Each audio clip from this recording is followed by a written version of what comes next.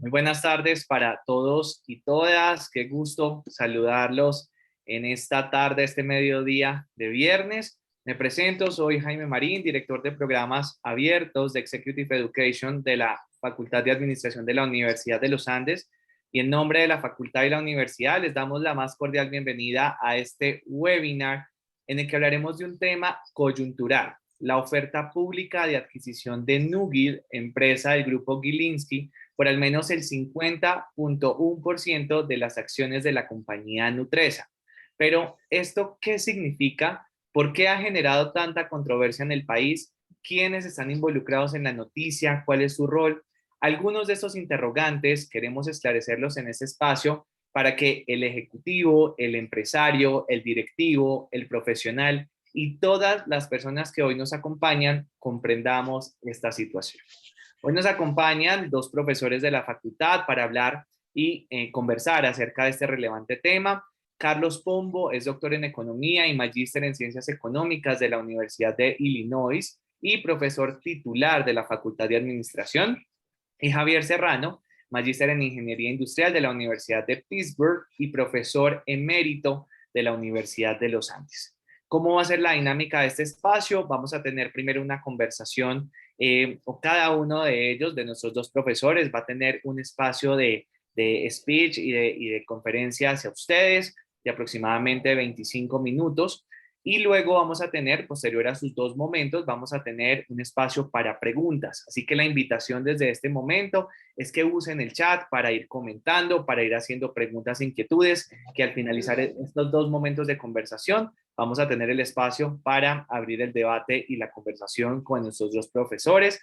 Así que de nuevo, gracias por estar acá y le quiero dar la palabra a Carlos para que iniciemos este webinar y esta conversación tan relevante. Así que Carlos, adelante y gracias a ustedes dos por hacer el ofrecimiento de estar acá y por permitirnos dar, esclarecer esas dudas e inquietudes acerca de este relevante tema. Bueno, buenas tardes a todos. Muchas gracias, Jaime, por la introducción y el apoyo a este webinar. Déjeme un momento, voy a compartir un PDF. Los que tengan el micrófono encendido, por favor, lo mutean para no tener resonancia.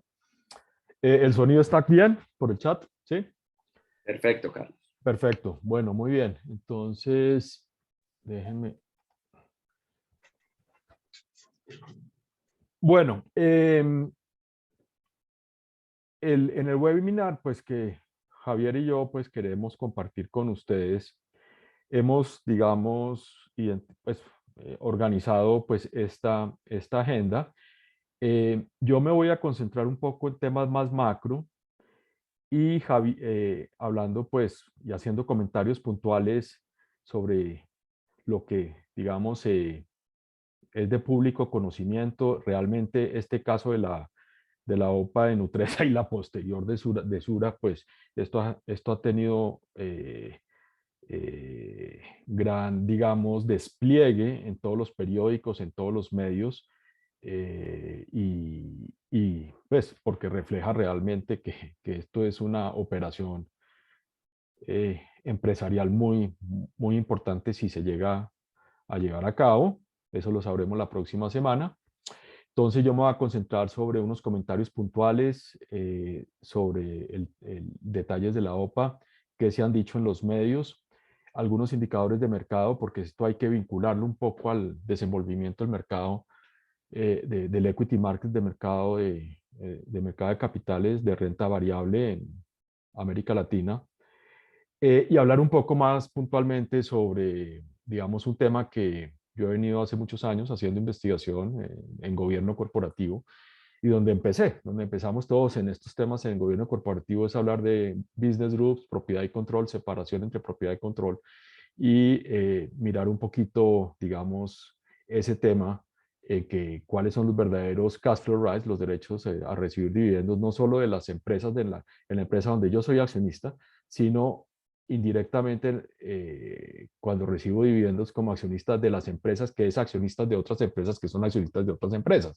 Esto en una holding y en conglomerados pues es muy claro y se complica, digamos, cuando se tienen estructuras de holdings como la del Grupo Empresarial Antioqueño. Javier y yo pues somos de otra lo conocíamos como el Sindicato Antioqueño, y la propiedad entrecruzada o el cross-share pues es permitido en Colombia, en otros países no es permitido o hay limitaciones, y un ejemplo es Chile.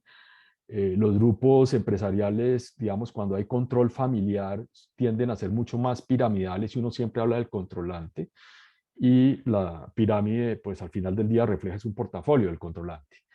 En los cross-shareholding es más complejo y pues aquí, digamos, el grupo empresarial antioqueño, pues técnicamente no es familiar, aunque haya pues obviamente patrimonios familiares muy, muy detrás de esto, como todo. Y la segunda parte, pues Javier ya se va a enfocar en datos más puntuales eh, de la empresa, sobre todo hablar de Levita, los fuentes de crecimiento del flujo de caja libre y una perspectiva también de mercado de capitales en Colombia, que digamos, si hay alguien experto en el tema y digamos se conoce bien toda la historia de los emisores desde hace muchísimos años, es Javier. Y finalmente pues la sección de preguntas y respuestas, donde Jaime pues nos va a colaborar a organizar como por temas y poder pues contestar. Yo creo que en esto no hay respuestas únicas, de pronto dejamos nosotros más preguntas a ustedes y esa es la idea, digamos, de un poco de esta conversación. Bueno, déjenme empezar entonces con algunos comentarios puntuales. El anuncio de la OPA se hizo en noviembre 10 por parte del Grupo Wilinski. Diría yo que digamos, si se lleva a cabo es digamos, de las operaciones privadas más importantes por bolsa de valores y de una fusión desde la adquisición de Bavaria por Sad Miller en el 2005, que en ese momento fueron 7.200 millones de dólares. En finanzas corporativas, entonces nosotros hablamos cuando hay estos tender offers, digamos, si es una toma hostil o no. Generalmente los hostile takeovers es un fenómeno estudiado en finanzas corporativas, pero, digamos, la gran mayoría de los deals, si ustedes miran las estadísticas internacionales, se hacen en los Estados Unidos. ¿Por qué? Porque es el mercado más líquido. Y técnicamente uno por mercado sí puede, digamos, hacerse al control de una empresa. De ahí pues todo lo que fue en los años 80, 90, esas olas de grandes fusiones y adquisiciones internacionales, sobre todo las excedentes de liquidez,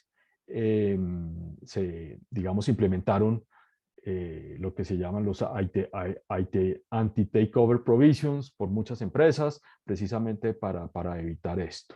En el caso de mercados emergentes, pues es complicado hablar de tomas hostiles porque el flotante realmente es una fracción de lo emitido.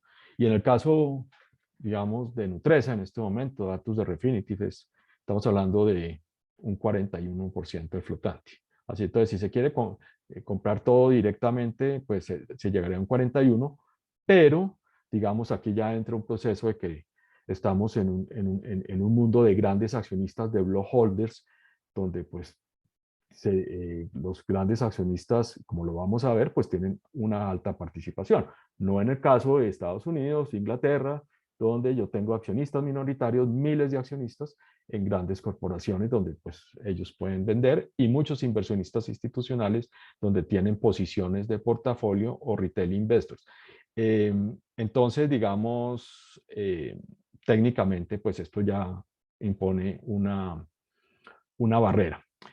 Hablemos sobre, digamos, la oferta inicial. Digamos, se ha ofrecido $7.71, esa fue la valoración. Y el precio al 31 de octubre de la acción, unos días antes de anunciarse esto, porque yo creo que todos nos enteramos, pues al menos de que si uno tuviera información de la superintendencia financiera, pero esto se enteró todo el mundo el 10 de noviembre. Era de 5.79.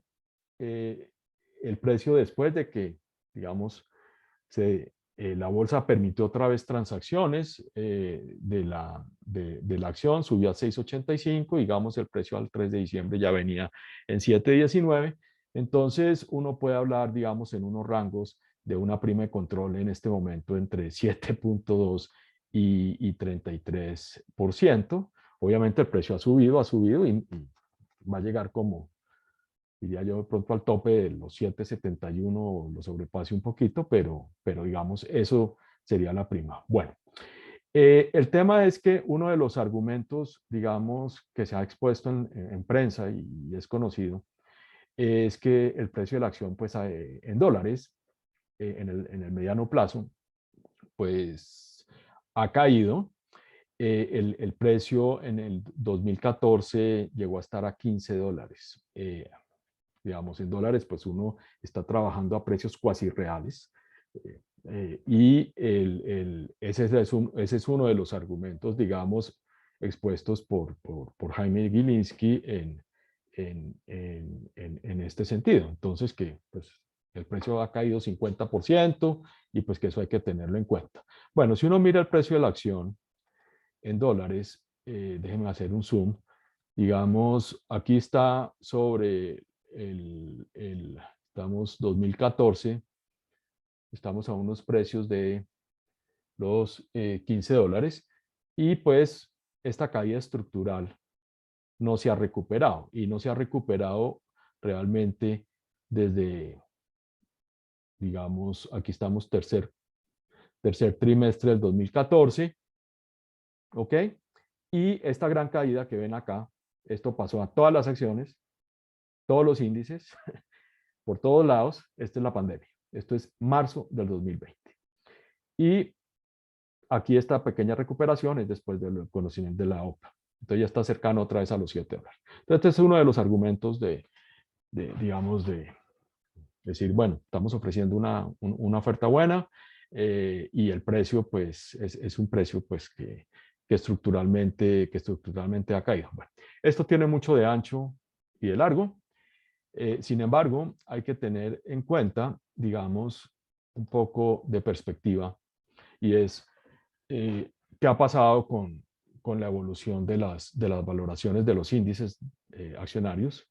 Entonces, si uno compara, digamos, en esta gráfica, comparando Colcap y IPSA, Chile, con Standard Poor's, siempre uno, y eso fuimos testigos, las bolsas en América Latina, los mercados, los equity markets en América Latina tuvieron una especie de burbuja y una sobrevaloración, particularmente pues finales del 2008 por consecuencia del subprime y luego vino la crisis de los eurobonos, jalonado principalmente pues por el problema en Grecia, luego vino en Italia lo que se llamaron los PICs, ¿no? Portugal, Grecia, Italia, España.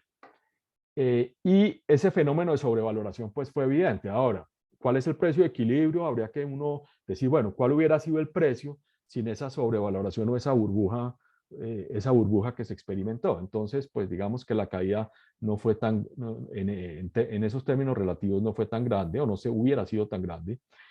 Y esta gráfica se muestra es con el Bovespa. Bovespa es un mercado muchísimo más grande que Colombia y Chile juntos, inclusive pues con esta nueva fusión que Javier hablará después. Es un mercado muchísimo más grande y muchísimo más profundo en términos de equity markets.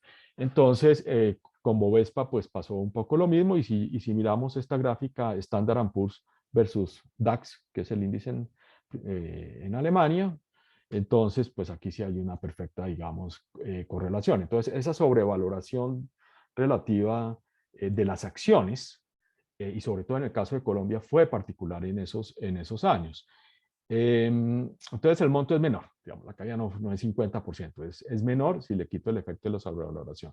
Ahora, número, pues digamos, si yo miro el promedio, la tasa anualizada promedio, pues estamos mirando un retorno anual promedio del 21% en inversiones hechas entre el 2008 y el 2012, y Colombia pues fue en ese entonces el campeón de los retornos. Entonces, sí había un fenómeno de sobrevaloración y esto pues obviamente pues ha venido ajustándose y cayendo. ¿Ok? Eh, bueno, el otro problema entonces, pues si ustedes lo han leído en las noticias, es si realmente pues el precio está reflejando el valor de la compañía. Eso es digamos, dar respuesta a esa pregunta es difícil, sobre todo cuando, digamos, no se tiene eh, toda la información, pero pues sí pueden haber luces sobre esto. Un aspecto es, bueno, un poco desde el punto de vista de un accionista controlante, realmente cuáles mis beneficios del control. Digamos, eso es un tema estudiado en finanzas corporativas. Uno de los estudios, digamos, referentes a nivel internacional fue este estudio publicado en el Journal of Finance en el 2006, en el cual pues se hacen unas estimaciones rápidas de las primas de control a nivel internacional y con una idea muy simple, es cuál es el precio del anuncio menos el precio 2 días después del anuncio si hay transacciones por los cash flow rights. Asumiendo cash flow rights o derechos de flujo de caja que me den el control.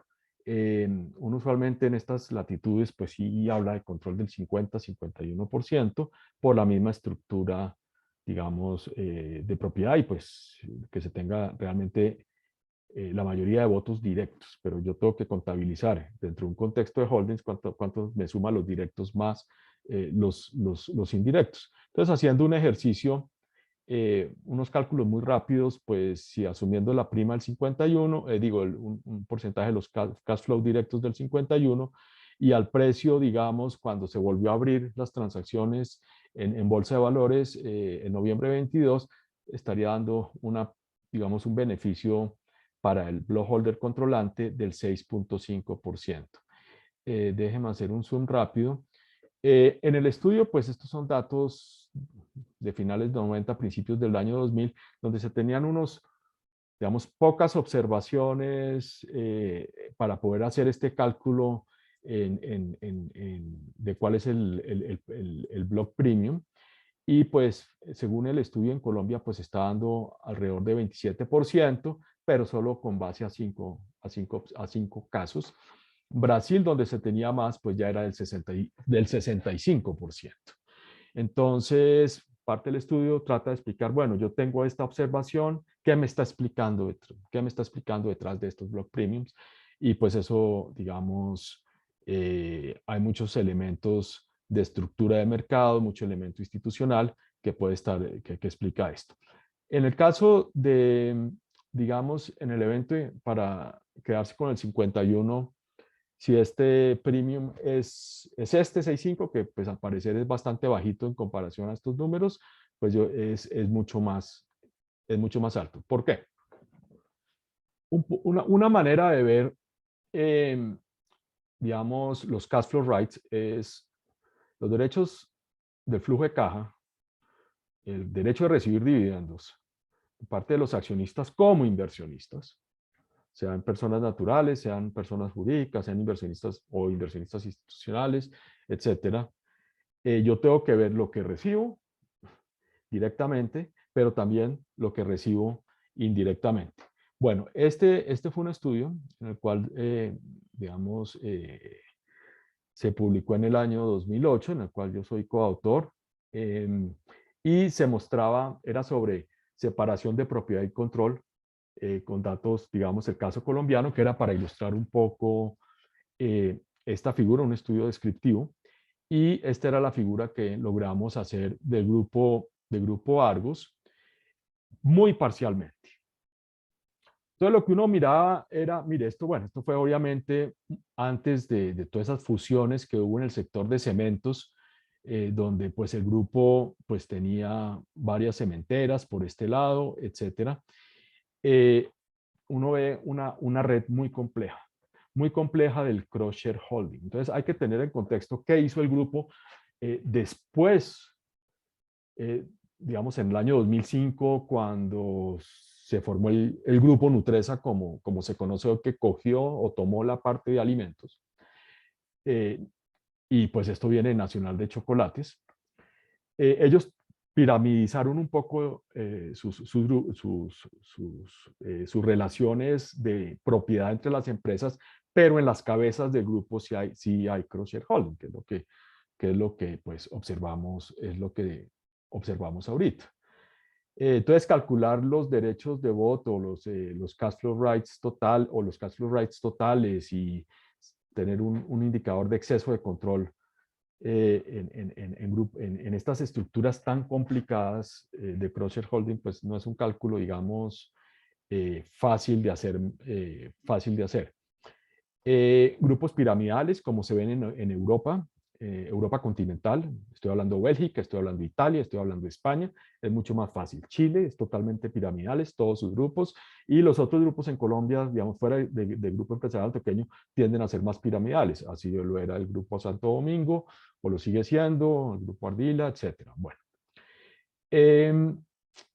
entonces, bueno, miremos unos datos de los cash flow rights totales. Esta matriz rápidamente, digamos, que digamos, solo tomando la lista de los primeros 5 a 7 accionistas por empresas, vemos pues aquí un reflejo de la alta concentración digamos, de propiedad, que es común en mercados emergentes y es común en compañías alrededor del mundo, con excepción de Estados Unidos, vuelvo y repito, y Inglaterra. Aquí vemos pues cuál es la composición de los principales blockholders, que tienen, digamos, participaciones del 3 o más por ciento. De hecho, en otras empresas esto es mucho más alto, en el sentido de que el primer accionista tiene más del 30%. En el grupo empresarial pequeño, generalmente es lo que los números estamos viendo. Bueno, lo que está resaltado acá en más gris son empresas del grupo. Y aquí vemos el cross-shareholding. Entonces, en el caso de Nutresa, pues obviamente el primer accionista, como todos lo sabes, es el Grupo de Inversiones Sudamericana, pero que a su vez es el principal accionista del Banco de Colombia, ¿ok? Y el segundo accionista, aquí ya empieza, digamos, este caso es importante porque los fondos de pensiones en Colombia, las AFPs, como grandes inversionistas institucionales, pues tienen una muy buena posición en sus inversiones en estas empresas. No pueden tener más, pues porque ha existido desde que, digamos, se estableció la ley 100, ha existido una regulación en el cap del portafolio de cuánto en renta variable pueden, pueden invertir los fondos de pensiones. Lo que se ha tratado es que se tenga más en renta variable o en acciones en el exterior, pero esto, digamos, ha estado regulado. En Chile, por ejemplo, los fondos de pensiones pueden invertir hasta el 70-80% en renta variable, pero no pueden tener más del 7% individual en una empresa.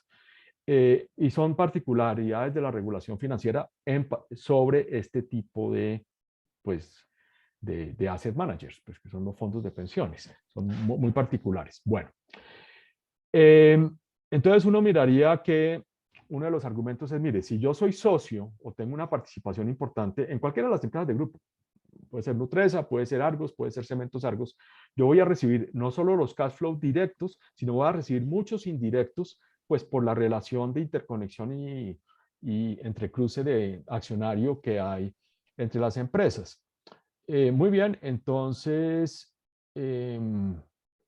déjenme los cálculos, digamos unos cálculos rápidos, inclusive no teniendo toda la matriz de accionistas, uno miraría que en el caso de Nutresa, digamos, yo puedo estar recibiendo un 18% de, digamos, de cash flow indirecto por Suramericana de Seguros, 18% por Argos. Nutresa con Nutresa suena raro, pero este es el cruce neto de yo estoy pagando, pero a su vez los otros están pagando, pero yo estoy recibiendo. Esto es consecuencia del cross shareholder. Y importante es que sin tener, digamos, inversión directa en Bancolombia, pues se recibirían indirectamente algo alrededor del 9%. Entonces, un poco la discusión es, mire, mi portafolio y mis beneficios y externalidades asociados al conglomerado, pues no solo tengo que ver el resultado de la empresa, tengo que ver el resultado del conglomerado en sí. Y esto, entre más dividendos se estén pagando por otros lados, pues yo también me estoy favoreciendo. Bueno, los cálculos técnicos de cómo se hace esto están en el paper que menciono. Yo solo hice unas actualizaciones muy rápidas sobre esto. Ahora, esto no solo pasa para las empresas del grupo, pasa para cualquier accionista, digamos, importante que tenga posición en el grupo, y el mismo fenómeno, pues, lo va a reflejar los fondos de pensiones, o de poder estar recibiendo estos cash flows indirectos. Bueno, entonces eso es parte, digamos, de un argumento de decir, mire, el precio del 7.71, si usted solo lo está mirando desde el punto de vista de Nutresa como Nutresa, de pronto puede estar bajo, no sé cuánto, eso no lo vamos a contestar acá, pero por esta razón, es decir, usted tiene que ver todo lo intangible de los cash flow rights totales que usted va a estar recibiendo por ser accionista de una empresa que es accionista dentro de un conglomerado que está muy interrelacionado. Bueno, entonces esto es parte de lo que quería mostrar hoy. Eh,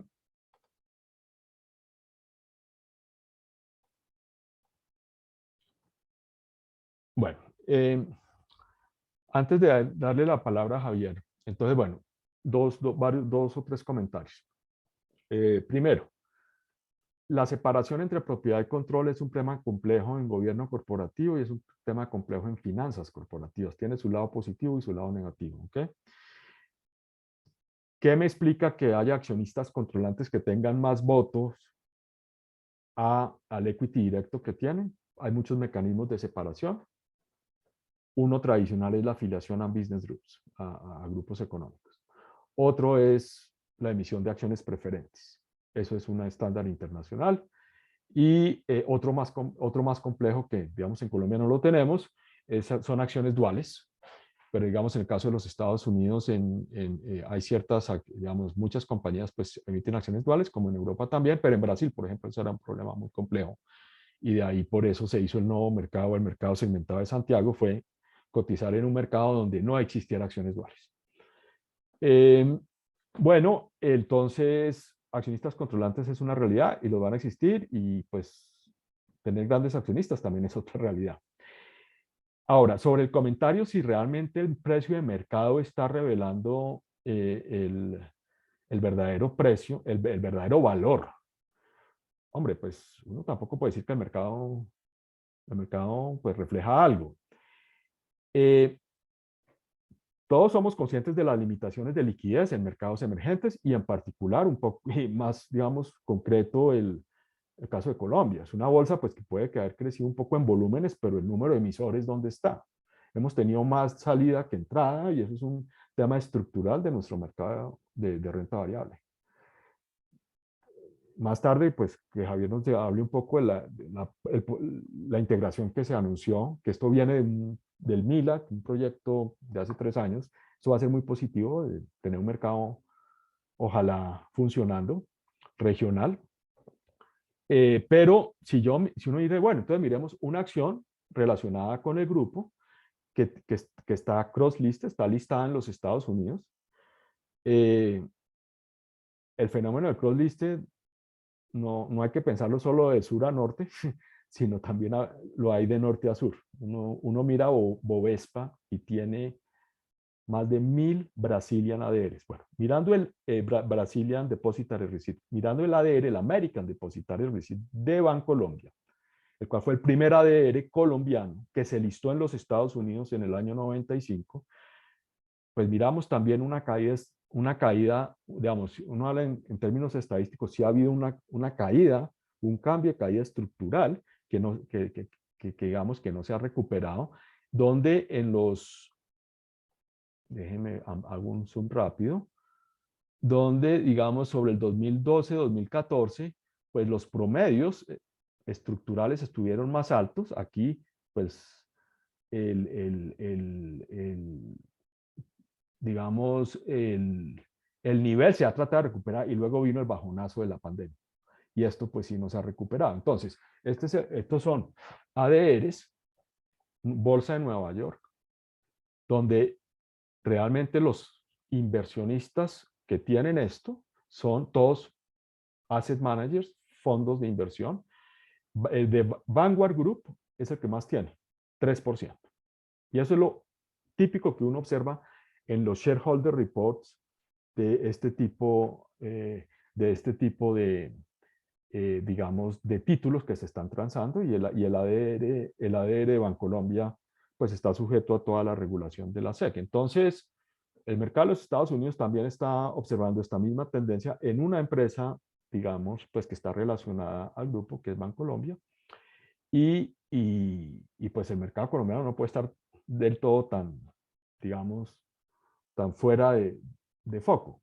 Hay limitaciones por tema de liquidez, etcétera, eso todo es discutible, pero hay que ver bien qué están pensando los inversionistas, y pues en ese sentido el Javier tiene mucho más comentarios e insights que puede ayudarnos a comprender un poco más esta operación, porque estamos hablando de al final del día hay una puja de grupos empresariales, y estamos hablando de dos grupos, de un grupo que quiere entrar a otro. Entonces eso no es tan fácil. Yo, digamos, dejaría mis comentarios acá y creo, entonces le dejo la palabra, Jaime, que Javier continúe con la segunda parte. Sí, señor, adelante. Muchas Entonces gracias, déjeme, Carlos, por tu intervención, señor. listo. Adelante. Bueno, buenos días a todos y todas. ¿Me oyen, Jaime? Perfecto, perfecto, profe. Bueno, yo voy a, después de la excelente presentación de Carlos, que me abre a mí el campo para poder precisar algunos puntos, eh, yo voy a insistir mucho más en las consecuencias que esto tiene para un mercado de capitales, como vamos a ver, donde nunca pasaba nada, o pasaba muy poco. No es que nunca haya pasado nada, sino ha pasado muy poco. Entonces yo quiero compartir con ustedes también mi presentación. Eh, no sé, Jaime, ¿se ve bien? Sí, señor, aquí la estamos viendo. Bueno, entonces, para entrar en materia, pues obviamente Nutresa o Grupo Nutresa, como se llama hoy, es una empresa muy sólida, muy respetable y con una participación muy grande en muchos mercados del sector de alimentos. Ustedes pueden conseguir toda esta información en la página web del Grupo de Nutresa. La oferta, como lo dijo Carlos, lo puso, pues está entre el 50.10 y el 62.625. El precio es 7.71. Para los que no están familiarizados con este tema, aquí no hay puja. El precio de compra es 7.71 y 7.71. Haya más o haya menos. O sea, aquí no hay, se trata de una puja, salvo que en algún momento hubiera podido haber, pero parece que ya no va a ocurrir una contra-OPA, digámoslo así, una OPA concurrente. Todas las OPAs de adquisición se hacen a un solo precio, y el propósito que se siguió cuando se diseñaron estos en la ley, en la resolución 400 de 1994, y luego en el decreto 2555, es que si hay lo que Carlos acaba de decir, una prima de control, realmente todos los que tengan acciones se puedan beneficiar de esa prima de control. Este es el otro punto que tampoco ha quedado claro en todas las discusiones que han salido en el público, y es que aquí no se trata del que primero llegue, ni el que llegue de último, ni el que más ofrezca, ni nada de eso, porque el precio es único, y si hay más acciones ofrecidas que las que se está demandando la OPA de Gilinski, realmente se hace una prorrata entre todos los oferentes. Por eso solamente al último día se va a saber cuántos fueron los, si a uno le adjudicaron o no le adjudicaron, y cuántos le adjudicaron. Le deben adjudicar porque se hace prorrata. Esta es una transacción que, si se cumpliera al máximo, sería una transacción de 8.6 billones de pesos a una tasa de una TRM de 3.898,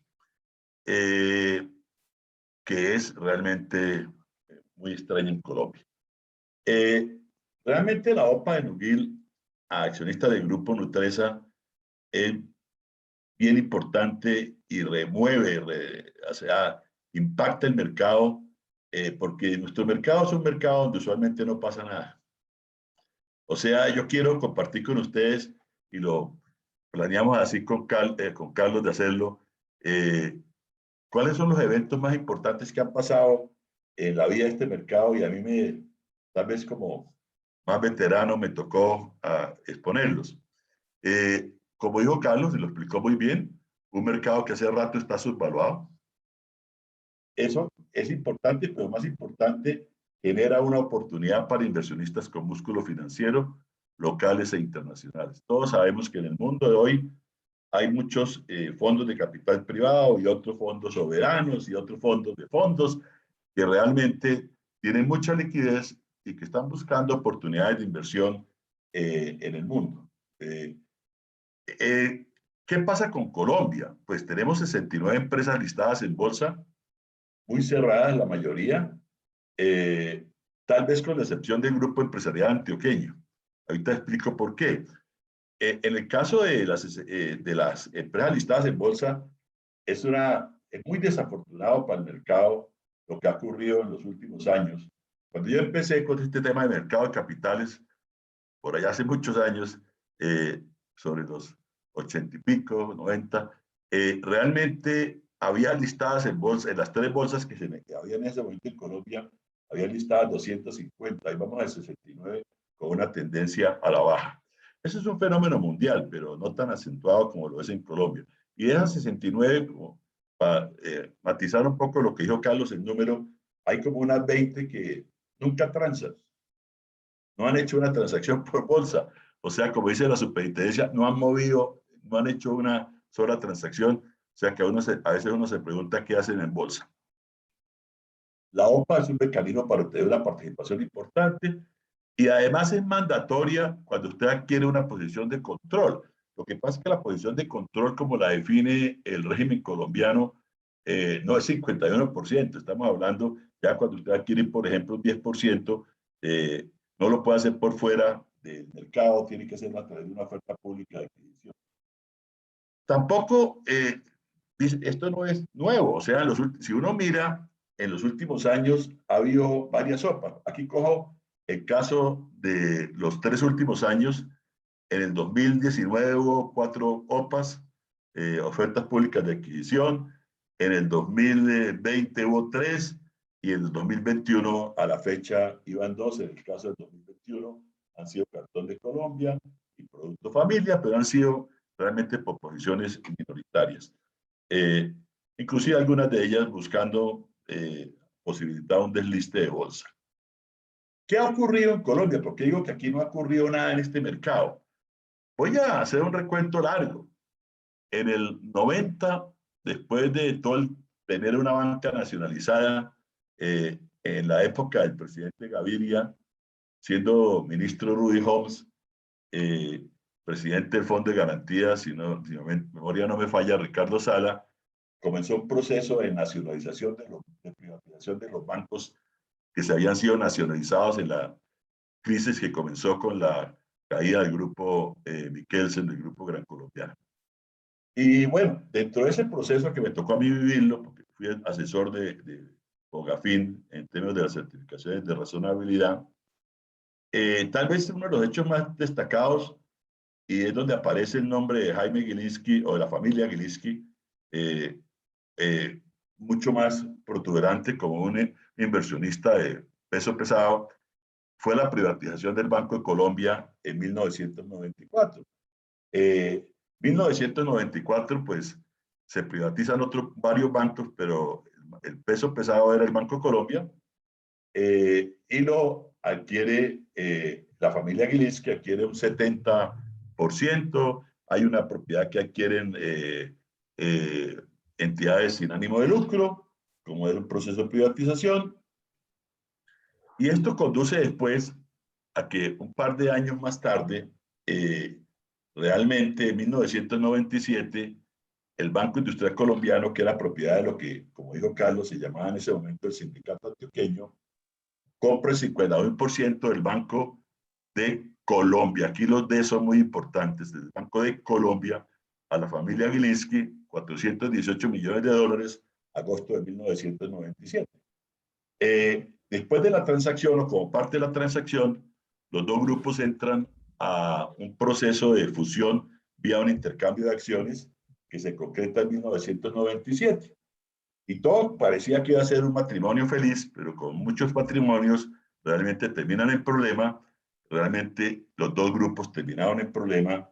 Y el 29 de marzo de 1999, la familia Gilinski instauró una demanda penal y civil contra el BIC o ya en ese momento Bancolombia, que es el resultante de esa fusión, y contra algunos ejecutivos del grupo. Y era un proceso muy complicado, que no es el caso de aquí volverlo a repetir, nos gastaríamos muchas horas, un proceso muy complicado en el cual se demandaron mutuamente y finalmente por allá en 2010 decidieron arreglar por fuera de los tribunales. Como en esto, el nombre de Gilinski, muy importante como inversionista, marca un derrotero el mercado colombiano en estos años. Pues, ¿qué pasó después?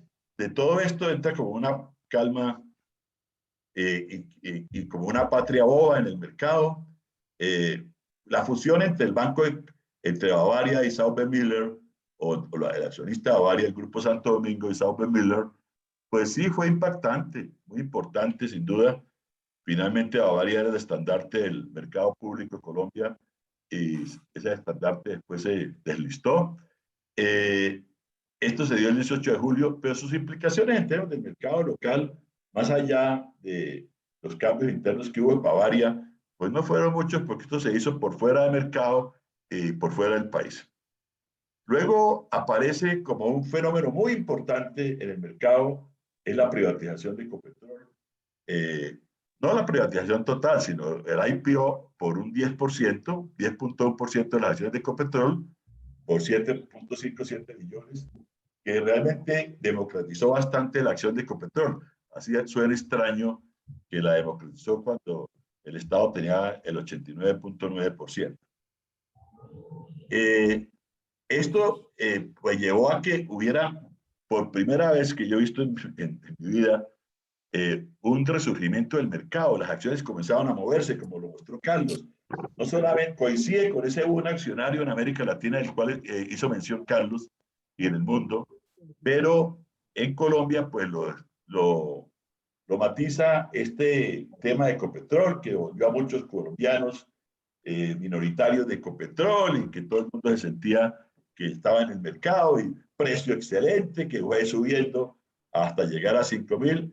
Y bueno, el desinfle, no solamente del mercado, sino los inversionistas, cuando la acción cae de 5.000 como a 1.000 y pico, como lo vamos a ver ahorita en un gráfico, y después todo el problema de Pacific Rubiales. Eso es como por el lado negativo, se me olvidó mencionar aquí, pero eso ocurre un poquito después, es la crisis, el debacle de Interbolsa, con todas las consecuencias que trajo y con todas las sorpresas que también trajo posteriormente. Pasa un tiempo y nada ocurre, así raro, y viene el proceso de privatización de Isagen, donde queríamos todos en enero del 2016, que siendo una empresa realmente muy bonita, iba a haber un gran apetito por esa empresa en los mercados internacionales, y cuando se concluyó el proyecto, el proceso, solamente hubo una oferta de compra a la oferta que hizo el gobierno en su proceso de privatización, y fue un fondo canadiense que todos ustedes conocen el nombre, Brookfield, fue una transacción de 6.48 millones de dólares.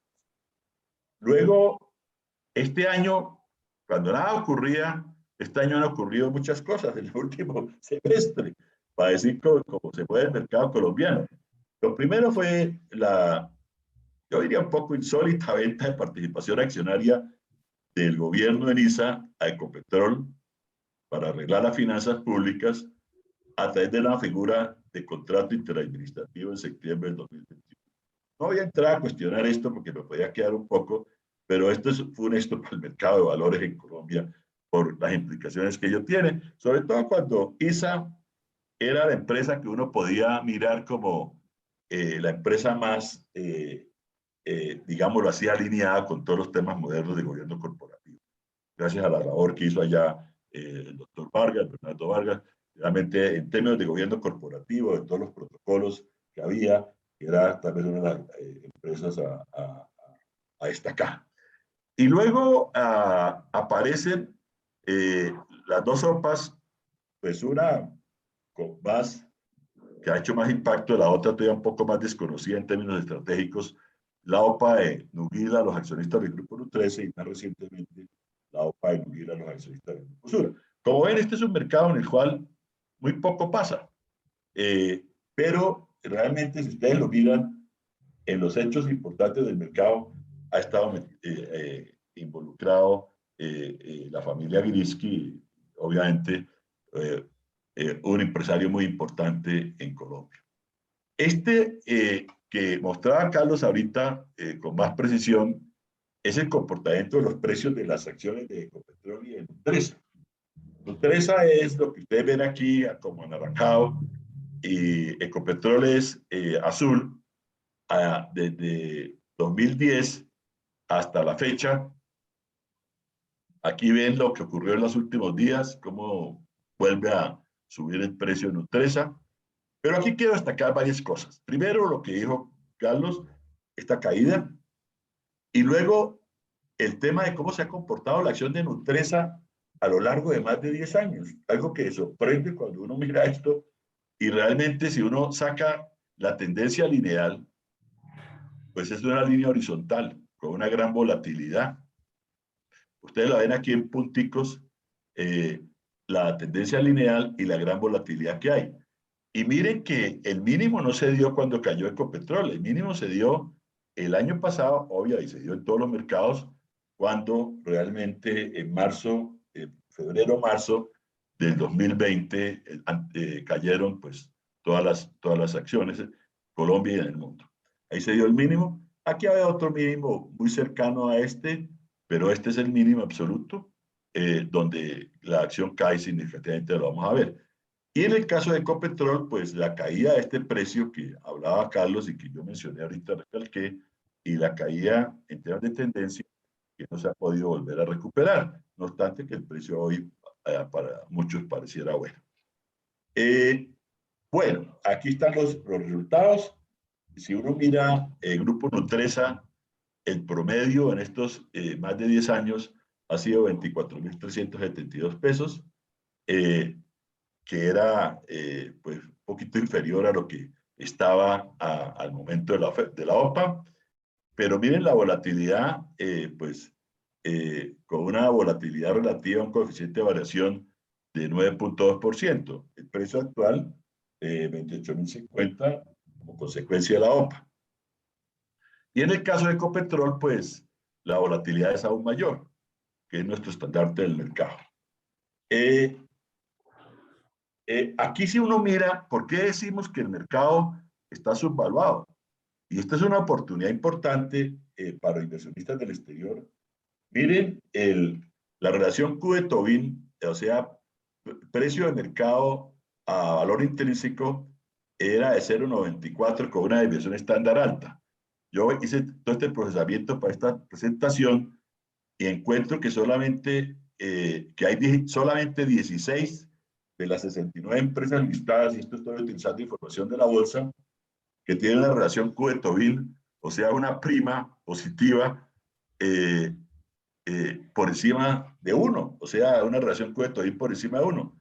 Alguien malo podría decir, pareciera que nuestros empresarios, de acuerdo con el mercado, no agregan valor, pero bueno, esa es otra discusión, pero sí es como un llamado de atención al mercado, porque realmente estamos muy bajos. La relación RPG es de 4.19, pero lo más crítico aquí es la alta dispersión que existe. Eso lo podemos ver acá.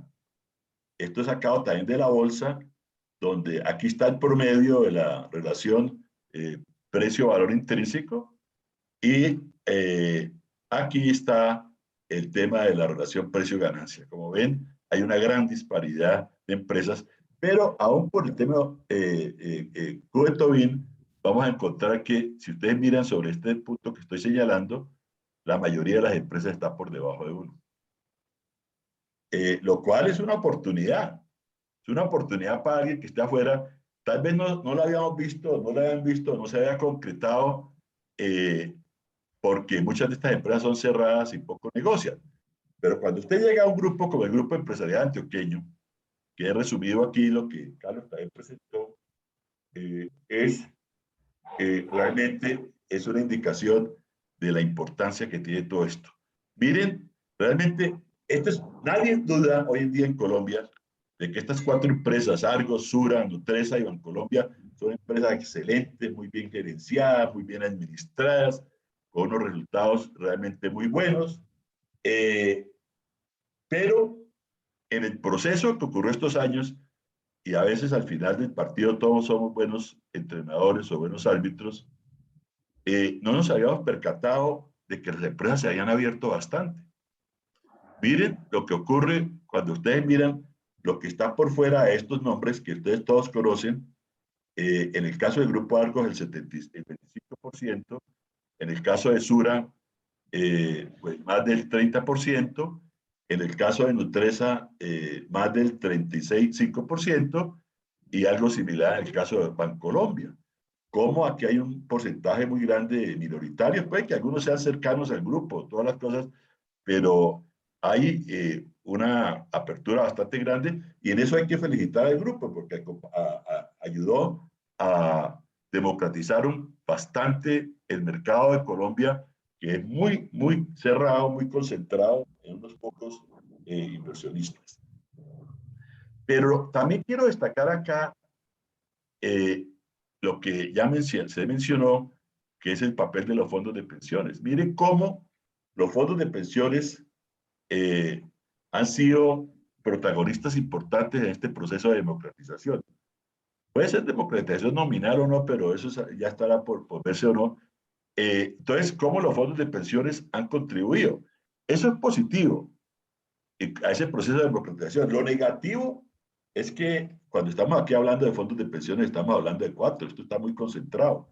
O sea, aquí comienza a haber, mirando este otro proceso de concentración, que eso es para estudiar en otro momento, porque es de pronto la parte negativa que yo veo. La parte positiva es que han ayudado mucho a la democratización de la propiedad accionaria, al menos de estos grupos, de este grupo, el Grupo Empresarial Antioqueño, que han aprovechado esa oportunidad que se derivó de la reforma pensional del 93.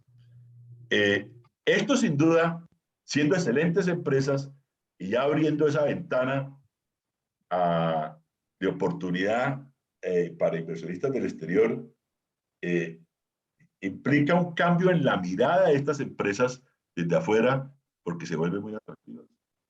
Se vuelven muy atractivas a través del mecanismo de oferta pública de adquisición, poder conseguir una tajada importante, ya sea controlante o no, pero importante en estos grupos que se han abierto. Esto ojalá no ocurra que, como consecuencia del temor que esto genera a veces en inversionistas que todavía no entienden la dinámica del mercado internacional, vuelvan a cerrarse como ocurrió en otras épocas. Entonces, vuelvan a cerrarse. Ese es un poco uno de los peligros que yo veo para el futuro del mercado. Yo quiero destacar esto. Aquí hay un papel muy importante del Grupo Empresarial Antioqueño en términos del mercado de valores, muy destacable. De pronto, algunos dirían, bueno, pero también los expuso a una mirada afuera. Pero yo creo que esa mirada es imposible de evitar si son buenas empresas y el capital hoy en día fluye por muchas partes. Estos son los accionistas de Nutresa, en el caso particular. Ustedes pueden ver que los fondos de pensiones, cesantías, tienen el 14,71% de la capital accionario de Nutresa. Y por aquí hay otros minoritarios que tienen unas partes importantes, pero lo cierto es que hay un 30% aproximadamente que está en cabeza de minoritarios, fuera de los fondos de pensiones. En términos de números, ¿qué es Nutresa en términos de números? Fuera de ser una excelente empresa, un excelente grupo, En temas de números, pues aquí hay unos números muy grandes. Entonces estoy hablando de billones de pesos, 15.6 billones de pesos de ingresos, una utilidad operacional de 867.000 millones, una EBITDA, que esta vez aquí la variable más importante, de 1.3, 1.4, 1.1 a septiembre del 2021, que si uno hace la regla de 3 y multiplica por 4 divide por 3, le da 1.570, aunque uno no debe hacer eso, pero por simplemente poder seguir con la presentación, le da que es una EBITDA muy grande, con un margen de EBITDA excelente, alrededor del 13%, el 12 y el 13%. O sea, es atractivo el grupo.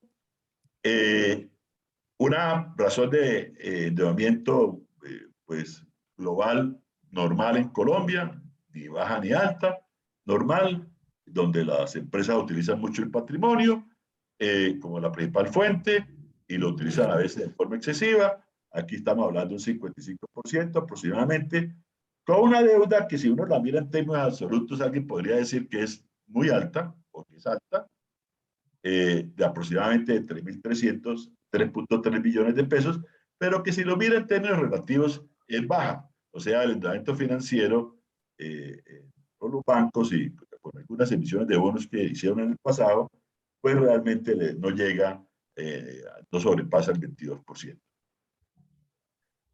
La utilidad por acción muy buena y un negocio en 8 sectores en los cuales todos generan una EBITDA positivo, como se puede ver en esta gráfica. Aquí está información tomada del informe gerencial del Grupo Nutresa. O sea, en términos de... Que Llama a mi abuela.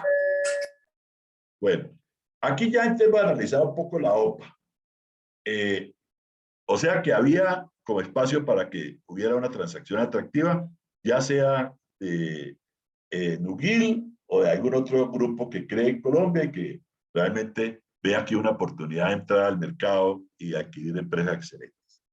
Pues cuando uno mira la OPA con la tasa de cambio que hablé, hacia 30.060 pesos por acción, contra un valor de la OPA de 21.000, que ya también Carlos lo mencionó, una prima ofrecida de 36.67, que en la medida que se abre nuevamente la negociación, pues el precio de la acción, como es obvio, tendría que converger al precio de la OPA. ¿Qué implica esto en términos de valores? ¿Les recuerdan los que yo acabé de mencionar en términos de Q de Tobin y de relación precio-ganancia, precio-EBITDA? Pues son cifras que son relativamente interesantes para un grupo de esta naturaleza, sin hablar de todo el impacto que uno puede tener como accionista minoritario entre un grupo como el Grupo Empresarial Antioqueño, los que hablaba Carlos ahorita. Una relación precio-valor intrínseco de 1.675, una relación precio-ganancia de 23.69 y una relación precio-EBITDA de 9.58. Obviamente, si uno mira RPG y precio-valor intrínseco comparado contra lo que es el Standard & Poor's 500, pues todavía está un poco lejos, pero yo acabo de escribir un artículo sobre el tema. Creo que los precios de las acciones en los Estados Unidos están muy sobrevaluados y que estamos próximos a una caída de esos precios y por lo tanto de esos múltiplos. Esto lo venimos diciendo hace rato, no se ha producido, pero se va a producir en algún momento. O sea que aquí los indicadores de la OPA le parecen a uno aceptables, bastante aceptables en términos internacionales. La relación precio a ventas que me faltaba de 1.24.3. Aquí está el flujo de caja libre para la firma, el EBITDA y el flujo de caja libre para la firma. Para los que trabajan en el tema de valoración, ya ponga de la tasa de cambio, ya pueden encontrar una aproximación al valor de Nutresa. Aquí están el EBITDA, cómo ha venido creciendo y cómo se ha venido comportando. Es una EBITDA alrededor de en este momento de 1.4 billones de pesos, ajustado, pero por considerar a las NIF, nos da 1.3 para fines del año anterior, y lo que corría hasta octubre, hasta septiembre, 1.056. Eso nos lleva, con toda la metodología del flujo de caja libre para la firma, restando el CAPEX y la inversión en capital de trabajo, a un flujo de caja libre para la firma, que aquí está, que como ven, es un flujo bastante variable. No es que cambie dramáticamente, pero no observa uno un crecimiento tampoco tan grande. Fue tal vez el año más grande, fue el de la pandemia, pero si uno mira en el 2017, el flujo de caja libre para la firma es de 721. Aquí yo no estoy utilizando cálculos míos, quiero hacer esa observación. Estoy tomando directamente información que publica Nutresa en su informe gerencial. Yo tuve oportunidad de verificar esto con mis estudiantes del ejecutivo, lo discutimos y me pareció a mí bastante aceptable. Esto es una muestra de la transparencia de la información que tienen las empresas del Grupo Empresarial Antioqueño. O sea, no es usual en Colombia que le presenten a uno información más allá de la estrictamente legal, sino aquí hay información que para un analista es muy útil. Aquí está todo y esto no, yo no tuve que hacer ningún cálculo para llegar a esto, que es la información sobre el tema del flujo de caja libre para firma.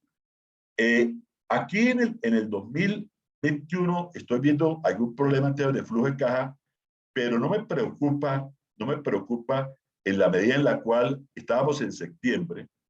Si multiplicamos por 4/3, no va a dar los resultados anteriores, pero no me preocupa, y no se preocupen los que tienen acciones actualmente, porque realmente lo que hay es una gran inversión en capital de trabajo, atípica con respecto a los años anteriores.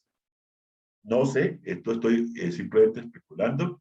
Seguramente una medida del grupo mismo para proveerse de inventarios y un aumento de la cartera, dado lo que podía o puede venir en el resto del año y lo que ha ocurrido, lo que ha venido ocurriendo con el tema de proveeduría de insumos en los mercados internacionales, todo el tema que ustedes conocen. Pero si uno descuenta ese efecto y lo promedia, le va a dar dentro de este rango de valores a través de alrededor de los 700 millones.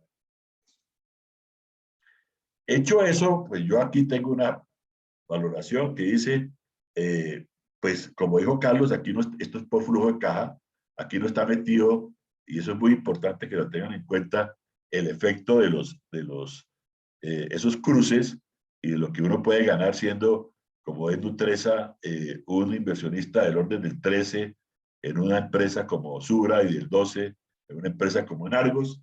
A mí me da que el valor es un valor realmente razonable por flujo de caja. Ya el tema de lo que presentó Carlos, se lo dejamos a cada cual para que sume o reste lo que quiera, pero eso le da a uno que podría ser un valor razonable. Obviamente, si ustedes le dan más importancia a lo anterior que mencionó Carlos, pues uno podría aspirar de pronto a alguien, podría pensar que puede aspirar a algo de más. El problema es que ocurre si realmente para los minoritarios no se concreta la OPA en este momento. O sea que de pronto no va a haber otra oportunidad hacia el futuro. Pero el valor es que esto es razonable. Ya para terminar, quiero como sacar 4 remarks principales de toda mi presentación. ¿Que movió el mercado? Lo movió, sin duda. Y esta movida vuelve a resaltar la falencia de nuestro mercado de valores y las oportunidades que ahí existen, empresas subvaluadas. Segundo remarque que quiero hacer, o segunda conclusión, el rol de los fondos de pensiones en la democratización del mercado accionario ha sido muy importante, y las implicaciones que ello puede tener en términos de gobierno corporativo cuando esa gran masa de ahorro está muy concentrada. Sin duda, como lo acabamos de ver, el grupo empresarial antioqueño era un bocado muy apetecido o podía ser un bocado muy apetecido para muchas empresas o muchos fondos de inversión en el mundo, muchos inversionistas que andan buscando estas oportunidades. Un excelente grupo, una excelente empresa muy bien manejada, que se abre y que, bueno, ese es el coste de abrirse. A mí personalmente, por flujo de caja, me parece que el precio ofrecido en la OPA parece razonable. Ya cada cual pesará lo que mencionó Carlos y lo incorporará, pero me parece razonable. Y las repercusiones para el mercado, espero no ser apocalíptico, ojalá no ocurra que otros ya cerrados, cuando ven esto y le tienen mucho miedo a compartir control, se vayan a cerrar aún más de lo que hoy en día está. Yo con esto terminaría, Jaime, y dejaríamos el espacio, Jaime y Carlos, y le dejaremos el espacio para preguntas que quieran hacer. Muchas gracias. Perfecto, profesor Javier, muchísimas gracias a usted y también al profesor Carlos por compartirnos estas visiones y estos escenarios acerca de este tema tan relevante y coyuntural como lo mencionamos al inicio. Han llegado algunas preguntas aquí en el chat.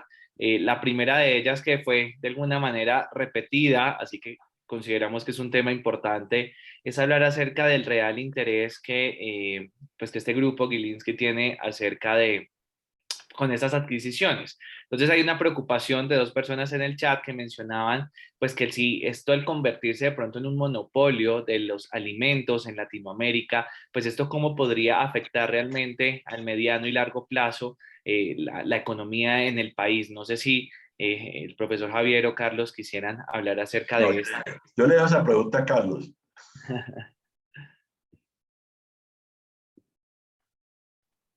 Bueno,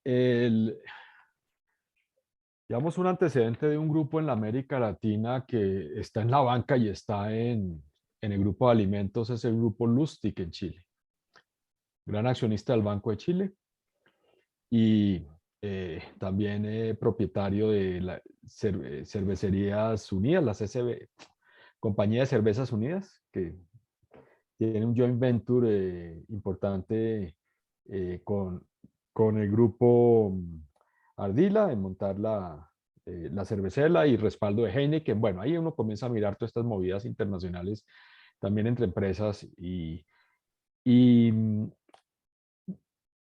monopolio, mejor dicho, el interés final, pues,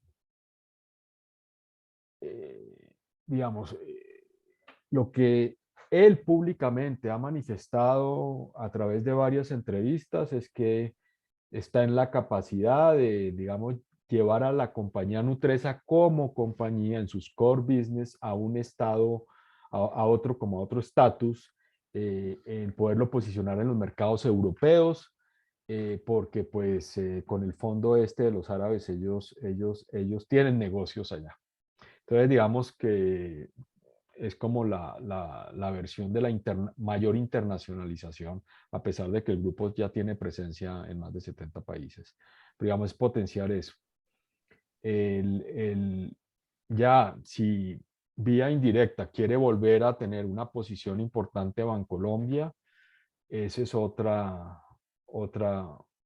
percepción, pero pues públicamente lo que se conoce por los periódicos y lo expuesto en entrevistas es, digamos, tener potenciar más la empresa, internacionalizarla más, hacerla crecer más en mercados pues, donde tiene presencia, pero se puede potencializar más en Europa, digamos, con base a la experiencia de las inversiones que tiene este Abu Dhabi, este fondo de inversión en el sector de alimentos en Europa. Digamos que eso es lo que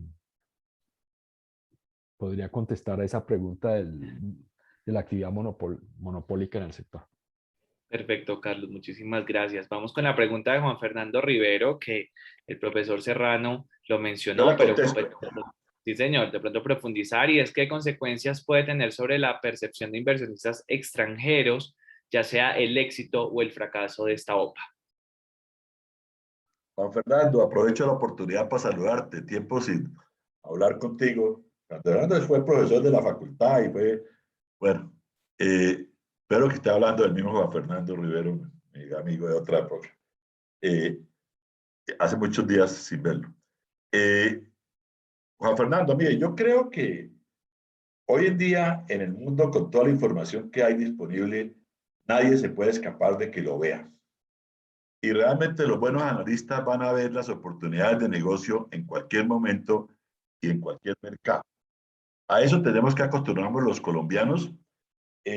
Lo que puede ocurrir es lo que yo recalco al final, es que me preocupa, en Colombia nuestros empresarios han sido muy, por razones inclusive históricas, a veces muy válidas, como lo que ocurrió en los 90, con muchas cosas que ocurrieron, han sido muy reacios a compartir control y a realmente a estar dispuesto a, sí, a compartir control y con otros grupos y a manejar ahí como un esquema muy de tipo nuevo, en el cual hay mucho proceso de negociación permanente y unos acuerdos de gobierno corporativo.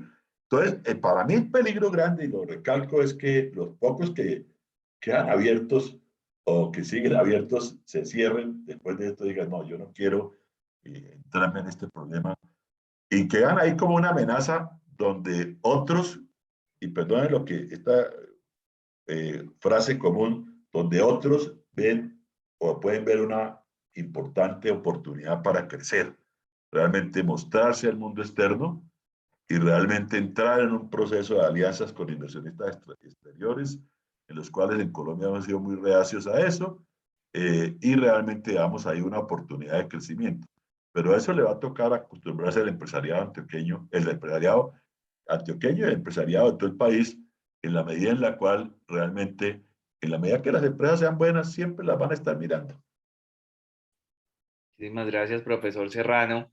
Vamos con otra pregunta aquí ya le tenía lista, de Luis Ernesto Torres, y él dice, además de las valoraciones técnicas en un mercado tan poco profundo como el nuestro, y donde en esta empresa hay de todos modos una alta concentración accionaria, la pregunta es si hay o ha habido una transaccionalidad de la acción para inferir que el precio en pesos es el correcto.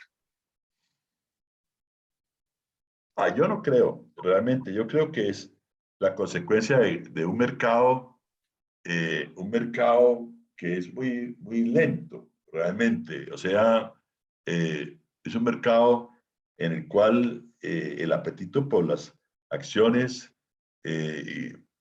pues no es tan grande. O sea, aquí no tenemos una masa de accionistas grande, no ha habido.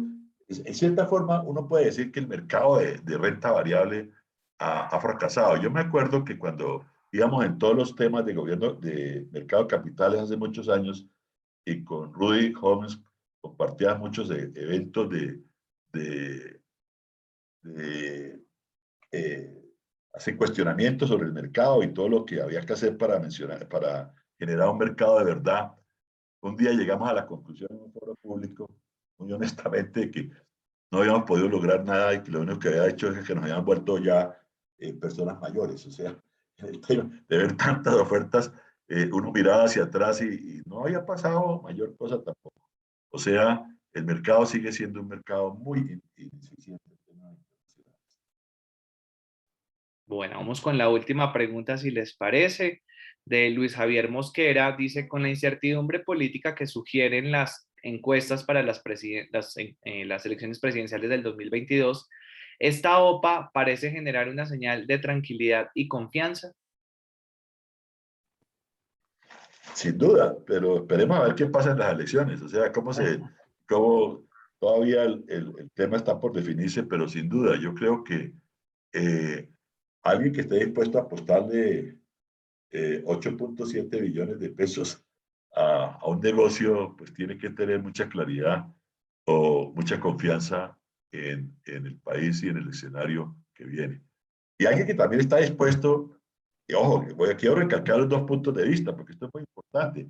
Alguien también está dispuesto, como ya lo ha manifestado el Grupo Argos, porque hay otra pregunta ahí, y el Grupo Sura, dispuesto a no salirse frente a lo que dice Luis Javier Mosquera de un posible escenario desfavorable consecuencia de la incertidumbre electoral, pues también son gente que realmente está dispuesta a estar en el país. Yo creo, yo resalto eso, yo lo veo como una buena señal, tanto desde el punto de vista del potencial comprador, oferente, como le dicen, y desde el punto de vista de los accionistas actuales. Yo agregaría, que no hemos mencionado un poco el papel de los fondos de pensiones, las inversiones que tienen hasta donde pueden y se lo permiten. Es una confianza en lo de los portafolios acá, ¿no? Y tener, digamos, los fondos ahí es importante. Entonces, el tema que unos abogados o ya han mencionado el deber fiduciario, entonces si los ponen contra la pared y que deben terminar vendiendo, pues no, digamos, una situación un poco incómoda, pero digamos que ya si realmente hay un concepto técnico independiente de que la oferta no ha sido lo suficientemente atractiva, por lo menos desde el punto de vista del Grupo Argos como accionista, lo de Suramericana lo vamos a saber en este fin de semana. Si un concepto más técnico, pues los fondos de pensiones también podrían hacer una valoración independiente sobre esta posición y hacerlo público. Yo sí resalto que el grupo empresarial antioqueño es, diría, la gran excepción en Colombia de poder tener una participación a los minoritarios. Esto se ha perdido realmente.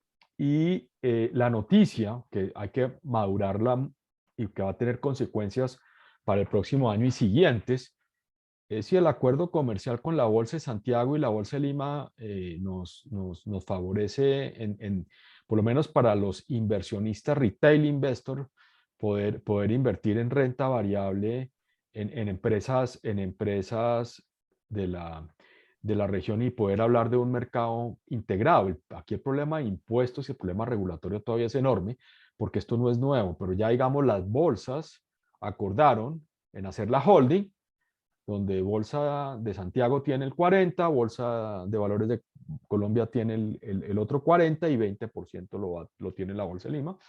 Y eso es un evento positivo hacia el futuro.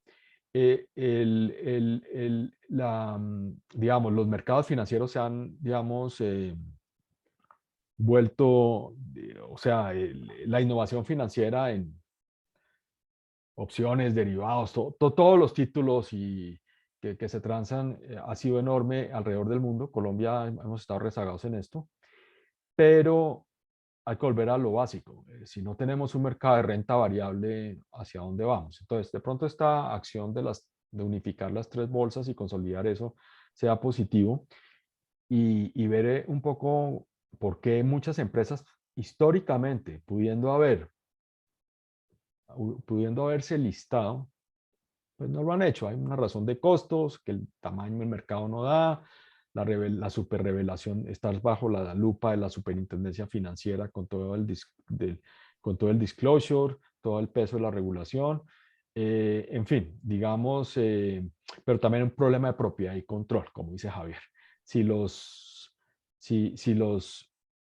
grupos no se abren un poquito a que haya a compartir control por un lado y con inversionistas internacionales que ya son de otras ligas, porque es que los grandes fondos de inversión están alrededor del mundo y el papel de los inversionistas institucionales alrededor del mundo lo han, hemos dicho, está más que documentado en la literatura de finanzas. Y les doy un dato. En Estados Unidos, en el año 70, los inversionistas institucionales tenían el 20% de propiedad accionaria en los Estados Unidos. Hoy en día tienen el 70%, con bajas participaciones, pero lo tienen. Si uno lo suma a todos, ahí están. Entonces, no vamos a ser ajenos a que inversionistas institucionales alrededor del mundo, cuando miren oportunidades de negocios, como puede ser esta, pues tengan la ficha de hacerlo y tienen el músculo financiero para hacerlo y pues esto sí cambia el juego un poco. Pero sí está la preocupación de un mercado accionario muy pequeño, muy quieto y acuérdense, teníamos el IGBC 35, Colcap 20 y 55% del índice lo representa Ecopetrol. Entonces, ese es un tema, digamos, estructural de desarrollo de mercado de capitales que Colombia realmente no salimos favorecidos en comparación al desarrollo, por lo menos relativo, de otras bolsas en América Latina que sí lo son, que han evolucionado al menos un poquito, han avanzado en ese tema. Perfecto. Pues muchísimas gracias a los dos profesores. Sé que quedaron algunas inquietudes, pero en aras del tiempo y en pro de que podamos ir dando cierre a este encuentro, pero les agradecemos a todas las personas que nos acompañaron hoy. Fueron más de 140 personas que logramos tener en algún momento, lo que demuestra que estamos desde la Facultad de Administración atentos a este tipo de situaciones y desde el conocimiento de nuestros expertos, de nuestros profesores, como fueron hoy Carlos y Javier, pues poderles brindar a quienes a quienes se conectan, a quienes participan con nosotros, un escenario muy interesante y una visión con este entendimiento académico y también del sector real, esta mezcla tan maravillosa para que todos se puedan llevar una idea de lo que está sucediendo en nuestra realidad. De nuevo, profesor Javier y profesor Carlos, mil gracias por este espacio y esperamos que tengan una feliz tarde a todos y nos encontraremos próximamente en nuevos escenarios y en nuevas oportunidades. Feliz tarde a todos y mil gracias. Bueno, con la próxima OPA. Gracias.